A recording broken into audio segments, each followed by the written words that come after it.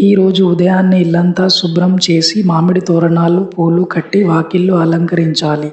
ఒక పీటకు పసుపు రాసి దానిపై బియ్యం వేసి కుంకుమ బొట్టు పెట్టి దానిపై వినాయకుడి తలపై వచ్చేలా పాలవెల్లిని ఏర్పాటు చేయాలి. దీనికోసం వెదురు ముక్కలతో పందిరి కట్టి దానికి పండ్లు, వెలగకాయ, మొక్కజొన్న కండేలు, పూలు కట్టి అందంగా అలంకరించాలి. దానికి పసుపు, కుంకుమ పెట్టి పీటపై ఏర్పాటు చేయాలి. ఆ తర్వాత వినాయకుడి నైవేద్యం కోసం గారెలు, పాయసం, ఉండ్రాళ్ళు, కుడుములు అక్కడ పెట్టుకోవాలి. ఆ తర్వాత రాగి లేదా వెండి చెంబుకి పసుపు రాసి కొబ్బరికాయ ఉంచి కలశాన్ని ఏర్పాటు చేసుకోవాలి.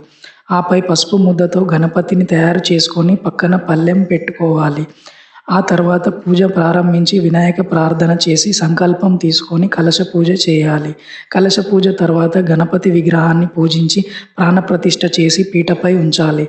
ఆ తర్వాత ఆదాంగ పూజ, అష్టోత్తరం కథ పూర్తి చేసి నైవేద్యాన్ని స్వామికి నివేదించాలి.